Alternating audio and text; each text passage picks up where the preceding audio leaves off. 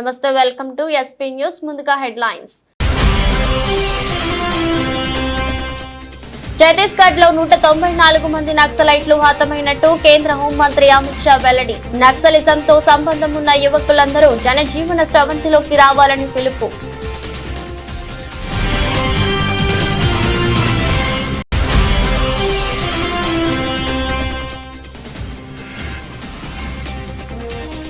ఢిల్లీలో కేంద్ర హోంమంత్రి అమిత్ షాతో సీఎం రేవంత్ రెడ్డి భేటీ. అమిత్ షాను కలిసి వరద సాయం పెంచాలని విజ్ఞప్తి.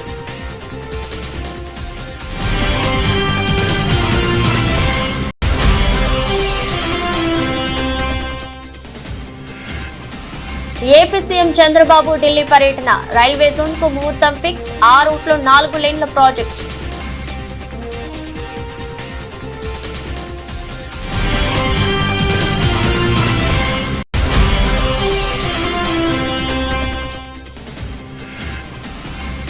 హైడ్రాపై తప్పుడు ప్రచారం మానుకోవాలి. ప్రజలకు మేలు చేస్తుంటే తప్పుడు ప్రచారాలేంటన్న డిప్యూటీ సీఎం బట్టి Vikramarka.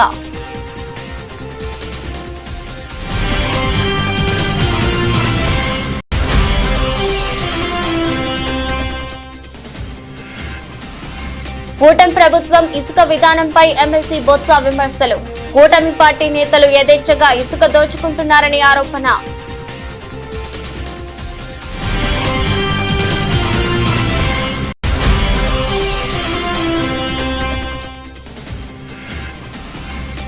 Telangana junior athletics championship. హోరాహోరీగా అథ్లెటిక్స్ పోటీలు.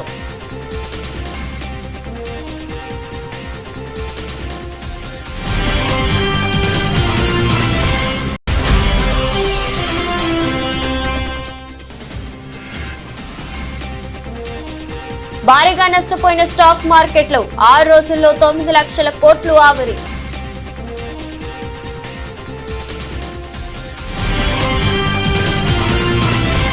నక్సలైట్లతో యుద్ధం అంతిమ దశలో ఉందని, ప్రభుత్వ సంక్షేమ పథకాలు, అభివృద్ధి సమాజంలోని చివరి వ్యక్తికి చేరాలంటే నక్సలిజాన్ని పూర్తిగా నిర్మూలించడం అవసరమని కేంద్ర హోంమంత్రి అమిత్ షా అన్నారు. వామపక్ష తీవ్రవాద ప్రభావిత రాష్ట్రాల ముఖ్యమంత్రులతో ఢిల్లీ విజ్ఞాన్ భవన్ లో జరిగిన సమావేశంలో మాట్లాడారు. రాష్ట్రాల సహకారంతో 2026 మార్చి నాటికి దేశంలో నక్సలిజాన్ని పూర్తిగా నిర్మూలించదగలమని విశ్వాసం వ్యక్తం చేశారు.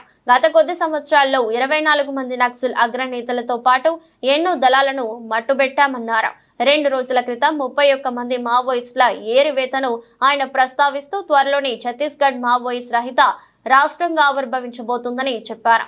ఏడాది 230 మంది నక్సలైట్లను మట్టుపెట్టామని, 812 మందిని అరెస్టు చేశామని, 723 మంది లొంగిపోయారని ఆయన చెప్పారు.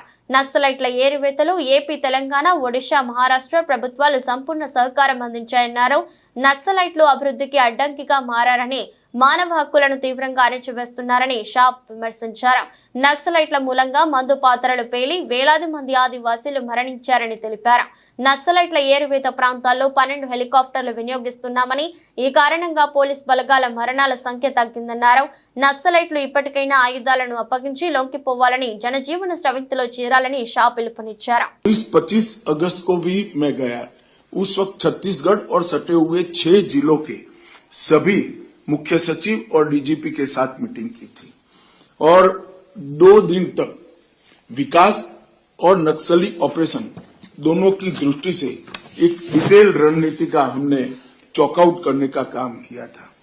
आज मैं फिर से एक बार छत्तीसगढ़ के मुख्यमंत्री, गृहमंत्री, उनके डीजीपी, उनकी पूरी टीम को हृदय से बधाई देना चाहता हूं, क्योंकि जनवरी से अब तक लगभग 194 नक्सली छत्तीसगढ़ में सुरक्षा बलों के साथ मुठभेड़ में मारे गए हैं, 801 गिरफ्तार हुए हैं और 742 ने आत्मसमर्पण किया है। मैं देश भर में नक्सलवाद के साथ जुड़े हुए युवाओं को आज के इस सम्मेलन के माध्यम से अपील करना चाहता हूं, चाहे नॉर्थ ईस्ट हो, चाहे कश्मीर हो, चाहे वामपंथी उग्रवादी क्षेत्र हो, सब जगह लगभग कुल मिलाकर 13,000 से ज्यादा लोगों ने हथियार छोड़े हैं और मेन स्ट्रीम में शामिल हुए हैं। यहां पर जो आज भी नक्सली युवा हथियार लेकर ये नक्सलवाद की प्रवृत्ति में लिप्त है, मेरा उनसे आग्रह से विनती है कि हथियार छोड़िए, मेन स्ट्रीम में आइए। सभी राज्यों ने आपके पुनर्वसन की योजनाएं, बहुत ल्यूक्रेटिव योजनाएं बनाई हैं, इसका फायदा लीजिए और देश के विकास में आपका योगदान दीजिए। ఢిల్లీ పర్యటనలో ఉన్న తెలంగాణ ముఖ్యమంత్రి రేవంత్ రెడ్డి కేంద్ర హోంమంత్రి అమిత్ షాతో భేటీ అయ్యారు. తెలంగాణకు వరద నష్టం సాయం పెంచాలని అమిత్ షాకు విజ్ఞప్తి చేశారు. తెలంగాణలో వరదలు సృష్టించిన విధ్వంసాన్ని రేవంత్ రెడ్డి వివరించారు. ఈ భేటీలో మూసీ ప్రక్షాళన అంశం కూడా ప్రస్తావనకు వచ్చింది. కేంద్రం చేపడుతున్న నమామి గంగే ప్రాజెక్టు తరహాలో మూసీ ప్రక్షాళన కార్యాచరణకు కూడా నిధులు అందించాలని రేవంత్ రెడ్డి హోంమంత్రి అమిత్ షాను కోరినట్లు తెలుస్తోంది. ఇవాళ ఢిల్లీలో కేంద్ర హోంమంత్రి అమిత్ షా అధ్యక్షతన అన్ని రాష్ట్రాల ముఖ్యమంత్రుల సమావేశం జరిగింది. దేశంలో నక్సలిజం రూపుమాపడంపై ఈ సమావేశంలో చర్చించారు. ఈ సమావేశానికి తెలంగాణ ముఖ్యమంత్రి రేవంత్ రెడ్డి, ఏపీ సీఎం చంద్రబాబు కూడా హాజరయ్యారు. సీఎం నారా చంద్రబాబు నాయుడు ఢిల్లీ పర్యటన వేళ ఎంపీకి కేంద్రం శుభవార్త చెప్పింది. ఢిల్లీ పర్యటనలో ఉన్న చంద్రబాబు నాయుడు సోమవారం రైల్వే శాఖ మంత్రి అశ్విని వైష్ణవ్ తో భేటీ అయ్యారు. దీర్ఘకాలంగా పెండింగ్ లో ఉన్న విశాఖ రైల్వే జోన్ ఏర్పాటు హామీని ముందుకు తీసుకెళ్లినందుకు ధన్యవాదాలు తెలియజేసినట్లు చంద్రబాబు తెలిపారు. ఆంధ్రప్రదేశ్ లో 73,343 కోట్ల విలువైన మౌలిక వస్తువుల అభివృద్ధి ప్రాజెక్టులు చేపట్టనున్నట్లు రైల్వే మంత్రి చెప్పారని చంద్రబాబు ఎక్స్ లో వెల్లడించారు. మరోవైపు మంగళవారం కూడా పలువురు కేంద్ర మంత్రులతో చంద్రబాబు భేటీ కానున్నారు. రాష్ట్రానికి రావాల్సిన నిధులు సహా వివిధ అంశాలపై వారితో చర్చించనున్నారు. హోంమంత్రి అమిత్ షా, ఆర్థిక మంత్రి నిర్మలా సీతారామన్ సహా మరికొందరు మంత్రులతో భేటీ అవుతారు. హైదరాబాద్ పరిరక్షణే తమ లక్ష్యమని, హైడ్రాపై తప్పుడు ప్రచారాలు మానుకోవాలని తెలంగాణ డిప్యూటీ సీఎం మల్లు భట్టి విక్రమార్క పేర్కొన్నారు. ప్రజలకు మేలు చేయాలని పాటుపడుతుంటే అసత్య ప్రచారాలేంటని ఆగ్రహం వ్యక్తం చేశారు. హైదరాబాద్ అంటేనే కొండలు, గుట్టలు, చెరువులు, పార్కులు అని అభివర్ణించారు. అనేక చెరువులు, పార్కులు కబ్జాలకు గురయ్యాయని భట్టి విక్రమార్క వివరించారు. నగరంలో చిన్న వర్షానికే ఇళ్లలోకి నీళ్లు వస్తున్నాయని తెలిపారు. మూసీ ప్రక్షాళన సమాజ శ్రేయస్సు కోసమేనని, మూసీని మణిహారంలా మార్చాలన్నదే తమ ఉద్దేశమని అన్నారు. మెరుగైన హైదరాబాద్ నగరాన్ని భవిష్యత్ తరాలకు అందించాలన్నదే తమ అభిమతమని, ఇందులో ప్రజా అజెండా తప్ప వ్యక్తిగత అజెండా ఏమీ లేదని భట్టి విక్రమార్క స్పష్టం చేశారు. మూసీ బాధితులను తప్పకుండా ఆదుకుంటామని, తొలగించిన ఇళ్లకు బదులు మరో చోట ఇల్లు ఇచ్చే బాధ్యత తమదేనని ఉద్ఘాటించారు. హైదరాబాద్ నగరంలో ఔటర్ రింగ్ రోడ్లో ఉన్నటువంటి చెరువులు ఎన్ని 2014 నుంచి 2023-24 కల్లా వచ్చేవారికి ఎన్ని చెరువులు అసలు పూర్తిగా మాయమైపోయాయి. లోపలన్నీ ఆ రెడ్ బౌండరీలో వచ్చేవన్నీ కన్స్ట్రక్షన్స్. హైదరాబాద్లో ఉన్న చెరువులన్నీ మొత్తం దీనికి సంబంధించిన సమాచారం మొత్తం కూడా దీంట్లో నిక్షిప్తం చేసి జాగ్రత్తగా ప్రొటెక్ట్ చేయడం కోసం ఆలోచన చేసి మీ ముందు పెట్టాం. సో నేను ఇప్పుడు మీకు అందరూ చూపించేది ఏంటంటే, ఈ చెరువులు 2014 ఎట్లా ఉన్నాయి, ఇప్పుడు ఎట్లా ఉన్నాయని చూపించాను. ఏం చేద్దాం అనేది యూ డిసైడ్. బికాజ్ ఈ చెరువు నాది కాదు, లేకపోతే రేవంత్ రెడ్డి గారిది కూడా కాదు, లేకపోతే మంత్రిమండలి సభ్యులది కాదు. ఇది సమాజాన్ని, హైదరాబాద్ నగరాన్ని, రాష్ట్రాన్ని. సో ఈ రకంగా అయిపోతున్న చెరువుల్ని ఇక నుంచైనా, ఇప్పుడు మీరు పార్షియల్గా చూశారు, ఇట్లా వదిలేస్తా ఉంటే పోతా ఉంది. ఇక నుంచైనా ఈ చెరువులు మీరు ఆపుకోకపోతే over a period of time తర్వాత హైదరాబాద్లో అసలు మీరు చెరువులు కలపడం. కూటమి ప్రభుత్వం తీసుకువచ్చిన ఇసుక విధానంలో స్పష్టత లేదంటూ వైసీపీ ఎమ్మెల్సీ బొత్స సత్యనారాయణ పెదవి విరిచారు. ఇసుక పాలసీలో పారదర్శకత లోపించిందని విమర్శించారు. 4 నెలలవుతున్న ఇసుకపై సరైన విధానం అంటూ లేదని అసంతృప్తి వ్యక్తం చేశారు. ఓవైపు ఉచిత ఇసుకని ప్రచారం చేసుకుంటూనే మరోవైపు ప్రజలను మోసం చేస్తున్నారని మండిపడ్డారు. కూటమి పార్టీల నేతలు మాత్రం ఇసుకను యథేచ్ఛగా దోచుకుంటున్నారని బొత్స ఆరోపించారు. కూటమి ప్రభుత్వం అధికారంలోకి వచ్చి 117 రోజులు గడుస్తున్నా భవన్ నిర్మాణ కార్మికులకు పనులు లేవని, ఇసుకపై ఆధారపడిన వారంతా ఇబ్బందులు పడుతున్నారని తెలిపారు. ఇసుక 370 రూపాయలు సీనరేజీ పెట్టి రీచ్ల దగ్గర, 100 రూపాయలు వచ్చి హ్యాండ్లింగ్ ఛార్జెస్ పెట్టి, 5 రూపాయలు వచ్చి జిఎస్టీ పెట్టి, టన్నుకు 475 రూపాయలు ఇస్తే ఒక లారీ వెళ్తే ఆ లారీ 10 టన్నులైనా 20 టన్నులైనా 8 టన్నులైనా ఆ లారీలో ఇసుక పోసేవారు. అది తెచ్చి ఆ ట్రాన్స్పోర్ట్ ఎవరైతే ఆ లారీ ఆ టిప్పర్ డ్రైవర్ ఉన్నారో, లేకపోతే టిప్పర్ వాండర్ ఉన్నారో, లేకపోతే ఎవరైతే మనం బాడుకు తీసుకుంటామో వాళ్ళు తెచ్చి మన ఇంటి ముందు ఆ ఇసుకను తెచ్చి పోసేవారు. ఇది సామాన్యుని మాట్లాడుతున్న మాట, పోసేవారు. అది ఆ లెక్కలో చూసుకుంటే విజయనగరంలో 10 టన్నుల లారీ అంటే 3 యూనిట్స్, 9 నుంచి 10,000 రూపాయలకి మన ఇంటి గుమ్మం మీద దొరికేది. ఇంటి గుమ్మం మీద డోర్ స్టెప్. అదే గాజువాకలో చూసుకుంటే 13 నుంచి 14,000 రూపాయలకి మన డోర్ స్టెప్కి మా లారీ ఎవరైతే ఉన్నారో వారు తీసుకొచ్చి పర్ టన్ను 10 టన్నులు ఇది అందించేవారు. 10 టన్నులు అందించేవారు. అదే 10 టన్నులు వైజాగ్లో ఏ సీతమ్మదారుకో లేకపోతే ఏ గాజువాకో లేకపోతే ఇంకో బీచ్ దగ్గర ఎక్కడైనా సరే వేయాలంటే 14 నుంచి 15,000 రూపాయలకి డోర్ స్టెప్కి ఇచ్చేవారు. నేను ఇది అప్పర్ లిమిట్ చెప్తున్నాను, లోవర్ లిమిట్ కాదు.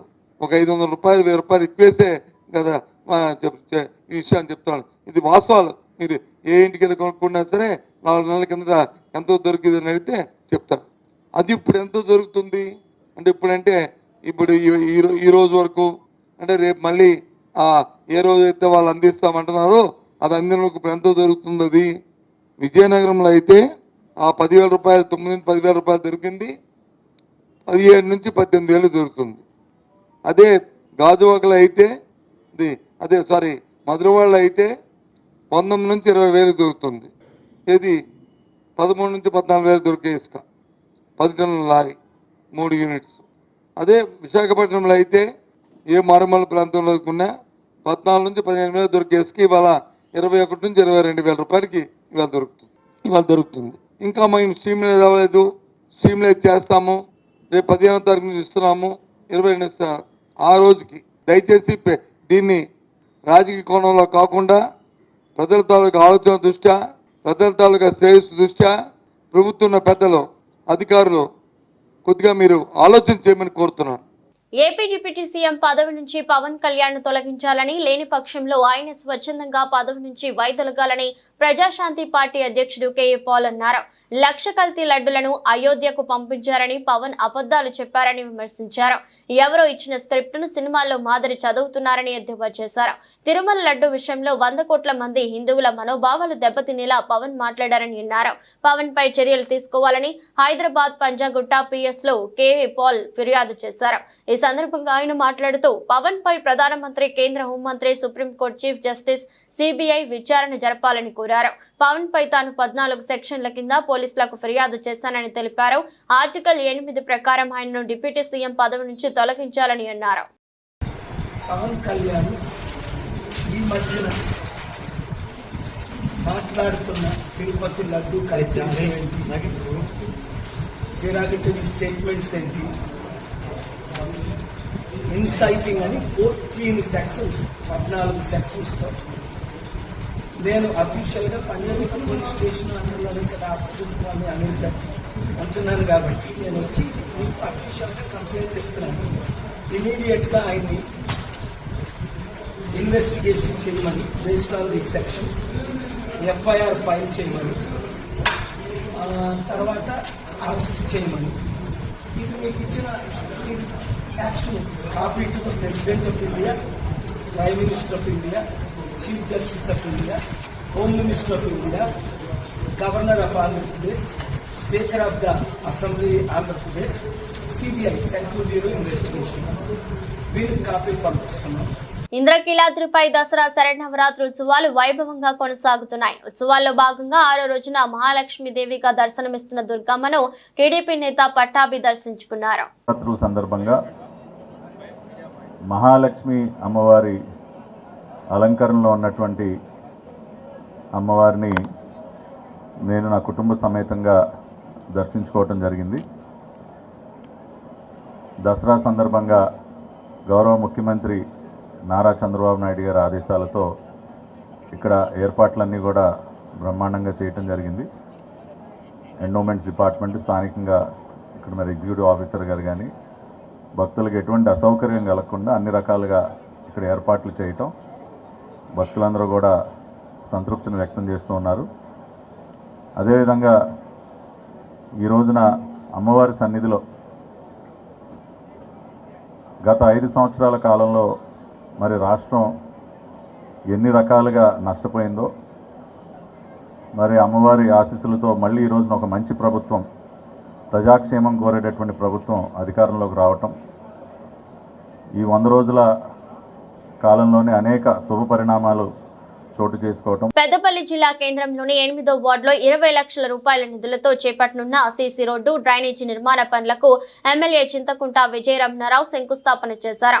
ఈ సందర్భంగా మాట్లాడుతూ కాలనీ ప్రజల కోరిక మేరకు అధికారులతో మాట్లాడి రోడ్డు వెడల్పు కోసం ప్రయత్నం చేస్తానని చెప్పారు. 20 లక్షల రూపాయల TUFIDC నిధులతో సీసీ రోడ్డు డ్రైనేజీ నిర్మాణం కోసం శంకుస్థాపన చేసినట్టు తెలిపారు. దసరా తర్వాత పనులు ప్రారంభించి 2-3 నెలల్లో పూర్తి చేస్తామని వెల్లడించారు.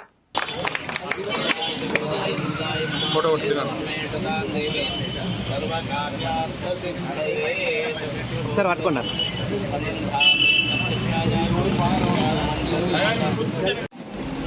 11వ వార్డు సంబంధించినటువంటి సీసీ రోడ్డు అదేవిధంగా డ్రైన్ నిర్మాణం కోసం మరి ఈరోజు శంకుస్థాపన భూమి పూజ చేసుకోవడం జరిగింది.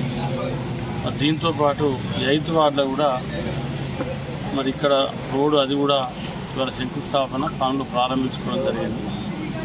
మరి రెండింటికి సంబంధించి మరి గతంలో కూడా ఈ ప్రాంతానికి వచ్చినప్పుడు చెప్పడం జరిగింది.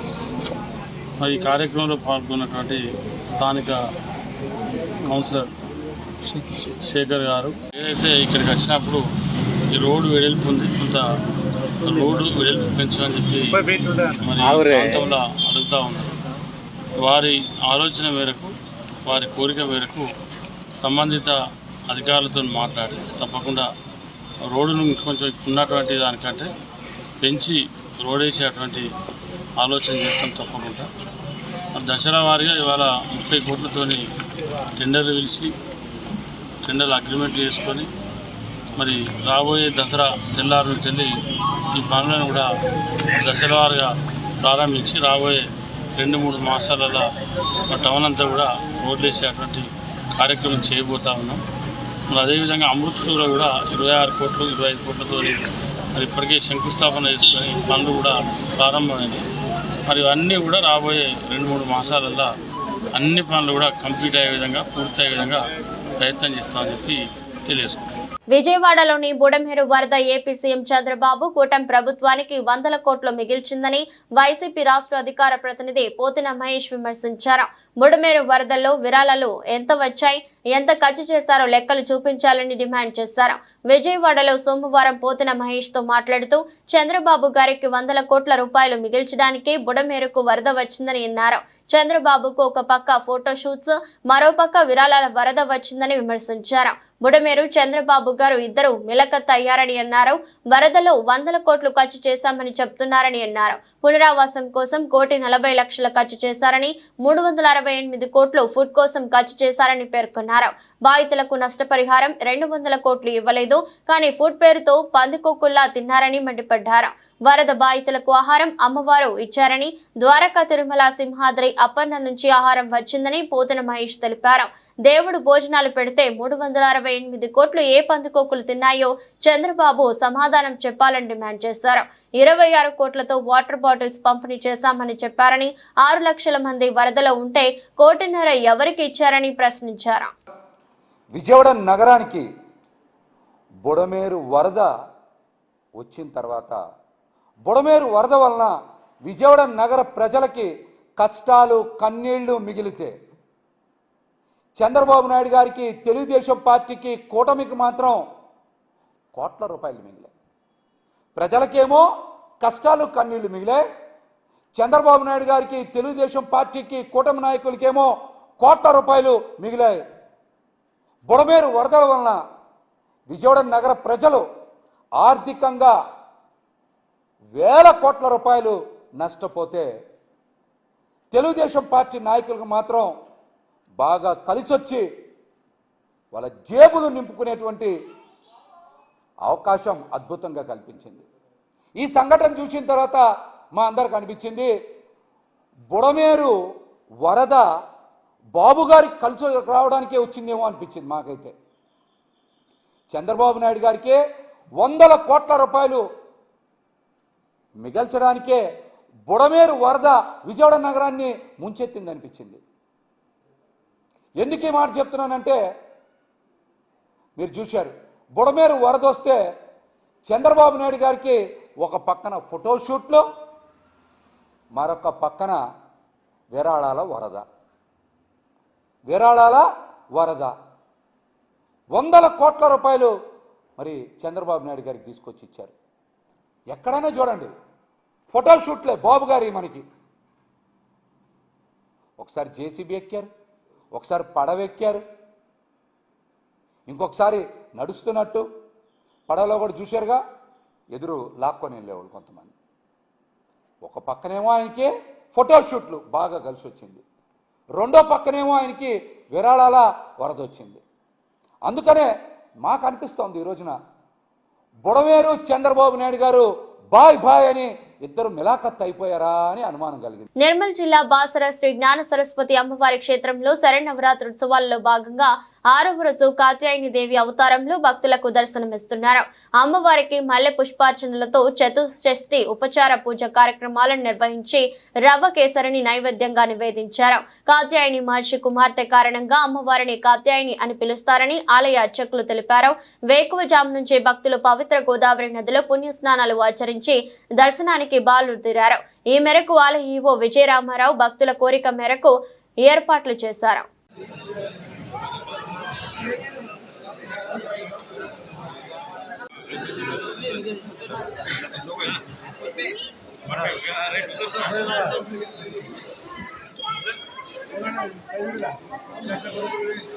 ఇంద్రకీలాద్రిపై దేవి నవరాత్రులు అంగరంగ వైభవంగా సాగుతున్నాయి.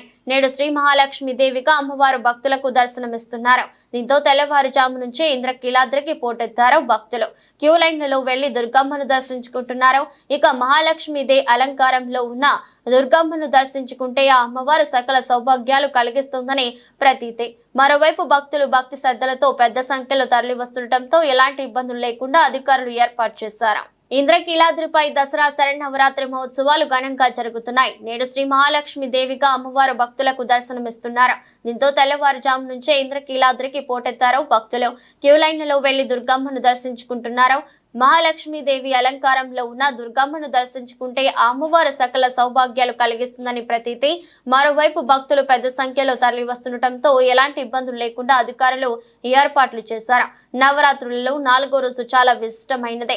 శ్రీ మహాలక్ష్మి దేవిగా అమ్మవారు దర్శనమిస్తారు. ఇరువైపులా గజరాజులు ఉండగా చతుర్భుజాలలో ఒక హస్తం అభయ ముద్రతో, 2 హస్తాలలో కమలాలతో, ఒక హస్తంతో కనకధార కురిపిస్తూ తన చల్లని చూపులతో త్రిలోకాలను కాపాడుతూ ఉంటుంది అమ్మవారు.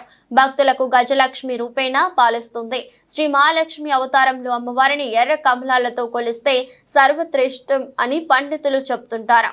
మరోవైపు ఈరోజు గులాబీ రంగు వర్ణంలోని వస్త్రాలను ధరించి అష్టలక్ష్మి స్తోత్రం, కనకధార స్తోత్రం పారాయణ చేసుకుంటే ఎంతో శుభ్రపదం. భక్తులకు దేనికి కొదవ ఉండదని చెప్తున్నారు. శ్రీమాత్రే నమః. శ్రీమన్మందకటాక్షలబ్ధ విభవ బ్రహ్మేంద్ర గంగాధరాం మాం త్రైలోక్య కుటుంబినీం సరసియాం వందే ముకుంద ప్రియాం. ఈరోజు అమ్మవారు ఇంద్రకీలాద్రి మీద వేయించేసి ఉన్నటువంటి కనకదుర్గాంబ లక్ష్మీ స్వరూపంతో మనకు దర్శనమిస్తున్నారు. అమ్మవారి యొక్క స్వరూప సందర్శనం సమస్త భక్తులకు కూడా ఐశ్వర్యప్రదం, క్షేమప్రదం, స్త్రీలకు సౌమంగళ్యప్రదం. కాబట్టి అమ్మవారికి సౌమంగళ్య అధిదేవత అనే పేరున్నది. స్త్రీలకు సౌమంగళ్యం ఇచ్చేటువంటి తల్లి ఆమెకు మంగళదేవత అని పేరు. ఆ తల్లినే ఆదిశంకరుల వారు చాలా విశేషంగా కీర్తించారు. కాబట్టి అటువంటి ఆ అమ్మవారు పాల సముద్రం నుండి ఆవిర్భవించి నారాయణమూర్తిని వివాహమాడి వైకుంఠంలో నిత్యనివాసం చేస్తూ సమస్త సంపదలను ఇస్తూ ఉన్నది. అష్టమూర్తులతో, అష్టస్వరూపాలతో అష్టవిధములైనటువంటి సంపదలను ఇస్తున్నది. సంతాన సంపద, ధన సంపద, ధాన్య సంపద, అలాగే పరాక్రమ సంపద, అలాగే అఖండ విజయ సంపద. ఈ విధంగా అమ్మవారు సర్వసంపత్తులను కూడా తన యొక్క అష్టరూపాలతో సాధిస్తూ లోకాన్ని కాపాడుతూ ఉన్నది. ఆ లక్ష్మీదేవి కటాక్షం కోసం ఇంద్రాది దేవతలు కూడా ఆమెకు మొక్కి ఆమె అనుగ్రహం పొందుతారు. శ్రీమాత్రే నమః. అఖిలాండకోటి బ్రహ్మాండనాయకి ఆది మధ్యాంత స్వరూపిణి అయినటువంటి జగన్మాత దుర్గాదేవి ఆలయంలో శరన్నవరాత్రి ఉత్సవాలు అత్యంత వైభవపేతంగా, నయన మనోహరంగా, ఆగమోక్తంగా వైదిక ధర్మంతో జరుగుతున్నది. అటువంటి శరన్నవరాత్రి ఉత్సవాల్లో అమ్మవారిని విశేషమైనటువంటి రూపాల్లో మనం ఆ దేవాలయం యొక్క ఆచార వ్యవహారం ప్రకారముగా, ఆగమ వ్యవహార ప్రకారముగా అలంకరించడం జరుగుతూ ఉంటుంది. అటువంటి వాటిలో భాగంగా అమ్మవారిని ఇప్పటి వరకు కూడాను బాలా త్రిపుర సుందరీదేవిగా, గాయత్రీదేవిగా, అన్నపూర్ణాదేవిగా, లలితా త్రిపుర సుందరీదేవిగా, మహాలక్ష్మీదేవిగా అలంకరించడం జరిగింది. రేపు అమ్మవారికి మూలా నక్షత్రం, సరస్వతీదేవి వాగ్దేవత యొక్క స్వరూపంగా అమ్మవారు మనకి దర్శనమిస్తున్నది. అటువంటి యొక్క వాగ్దేవి ఉపాసన చేయటం వల్ల, అర్చించటం వల్ల జ్ఞానసిద్ధి కలుగుతుంది, వాక్కు శుద్ధి కలుగుతుంది, ఆయుష్ పెరుగుతుంది, చక్కని తేజ యశస్సు కలుగుతూ ఉంటుంది అని చెప్పి మనకి పురాణాలు చెప్తున్నాయి. ఆవిడకి అత్యంత ప్రీతిపాత్రమైనటువంటిది కుంకుమ పూజ మరియు అమ్మవారి దేవస్థానంలో చండీ హోమం. హనుమకొండలోని జవహర్లాల్ నెహ్రూ స్టేడియంలో 10వ Telangana state junior athletics championship పోటీలు హోరాహోరీగా సాగుతున్నాయి. పోటీల తొలి రోజు సోమవారం జరిగిన బాలుర బాలికల అండర్ 16, 18, 20 విభాగాల్లో అథ్లెట్లు discus throw, high jump, shot put, long jump, javelin throw, 800 మీటర్లు, 1000 మీటర్లు, 5000 మీటర్లు, 10000 మీటర్లు రేస్ వాక్ పోటీల్లో అద్భుత ప్రదర్శన కనబరిచారు. బాలుర అండర్ 18 డిస్కస్ త్రోలో సునీత్ కుమార్, హై జంప్ లో సిద్ధి వినయ్, 5000 మీ రేస్ వాక్ లో సాయి చరణ్ రెడ్డి పసిడి పథకాలతో మెరిశాడు. బాలికల అండర్ 18 కేటగిరీ షార్ట్ పుట్ లో రాజరాజేశ్వరి 1000 మీటర్ల పరుగులో అఖిల స్వర్ణ పథకాలు సొంతం చేసుకున్నారు. మిగతా విభాగాల్లో ఈశ్వర్, సాయి కిరణ్, విదిత్ రెడ్డి, పవన్, విష్ణువర్ధన్, అంజీ, శ్రీకాంత్, రాజేష్, అమ్రీన్, కళ్యాణి, బుచ్చమ్మ, ప్రవళిక స్వర్ణాలు దక్కించుకున్నారు. ఈ పోటీలో ప్రతిభ కనపరిచే ప్లేయర్లు ఈ నెల 25 నుంచి 29 వరకు భువనేశ్వర్ లో జరిగే జాతీయ జూనియర్ అథ్లెటిక్స్ టోర్నీకి ఎంపిక చేస్తారు. రాష్ట్ర అథ్లెటిక్స్ అసోసియేషన్ అధ్యక్షుడు స్టాన్లీ జోన్స్, కార్యదర్శి సారంగపాణి, కోశాధికారి రాజేష్ కుమార్, రాజేశ్వరరావు, కుమార్ యాదవ్, మురళీధర్, వెంకటేశ్వరరెడ్డి విజేతలకు పథకాలు ప్రదానం చేశారు. భారత స్టాక్ మార్కెట్ కష్టాలు కొనసాగుతున్నాయి. ఇవాళ కూడా మార్కెట్ సూచీలు భారీగా పతనమయ్యాయి. ఒక్క రోజులోనే మదుపర్ల సంపద 9 లక్షల కోట్ల మేర హరించుకుపోయింది. ఇజ్రాయెల్, ఇరాన్ యుద్ధ బాహ్యాలతో మదుపరులు ఆచితూచి వ్యవహరించడంతో సెన్సెక్స్, నిఫ్టీ తీవ్ర స్థాయిలో నష్టపోయాయి. ఈ రెండు ప్రధాన సూచీలు ఉదయం సెషన్ లో లాభాల్లోనే కనిపించిన గంటలోనే ట్రెండ్ మారింది. సెన్సెక్స్, నిఫ్టీ వేగంగా పతనమయ్యాయి. ట్రేడింగ్ ముగిసే సమయానికి సెన్సెక్స్ 638 పాయింట్ల నష్టంతో 81,050 వద్ద స్థిరపడింది. నిఫ్టీ 218 పాయింట్లు కోల్పోయి 24,795 వద్ద ముగిసింది. ITC, Airtel, Mahindra and Mahindra, Infosys, Bajaj finance, TCS, tech Mahindra లాభాల బాటలో పయనించగా NTPC, SBI, power grid, IndusInd bank, Axis bank, HDFC bank, Titan, UltraTech cement, Tata steel, Reliance, JSW steel, Nestle, LNT, HUL, Kotak Mahindra bank నష్టాలు మూటగట్టుకున్నాయి. వార్తలు ముగించే ముందు మరోసారి హెడ్లైన్స్. ఛత్తీస్గఢ్ లో 194 మంది నక్సలైట్లు హతమైనట్టు కేంద్ర హోంమంత్రి అమిత్ షా వెల్లడి. నక్సలిజంతో సంబంధం ఉన్న యువకులందరూ జనజీవన స్రవంతిలోకి రావాలని పిలుపు.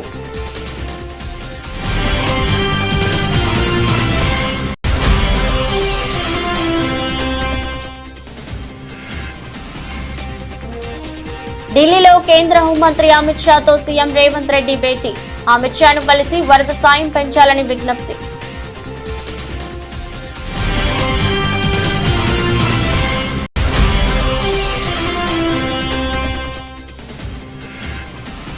ఏపీ సీఎం చంద్రబాబు ఢిల్లీ పర్యటన. రైల్వే జోన్ కు ముహూర్తం ఫిక్స్. ఆ రూట్లో 4 లేన్ల ప్రాజెక్టు.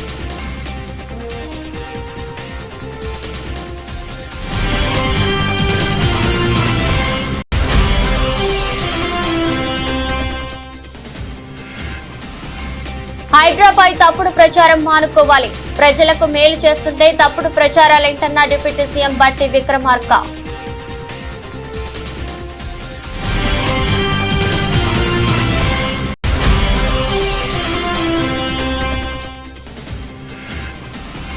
కూటమి ప్రభుత్వం ఇసుక విధానంపై ఎమ్మెల్సీ బొత్స విమర్శలు. కూటమి పార్టీ నేతలు యథేచ్ఛగా ఇసుక దోచుకుంటున్నారని ఆరోపణ.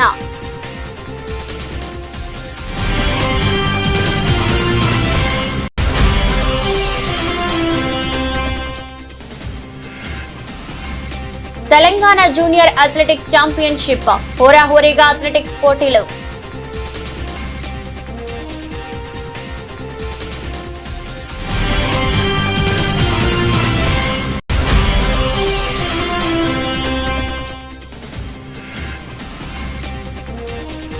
భారీగా నష్టపోయిన స్టాక్ మార్కెట్లు 6 రోజుల్లో 9 లక్షల కోట్లు ఆవిరి.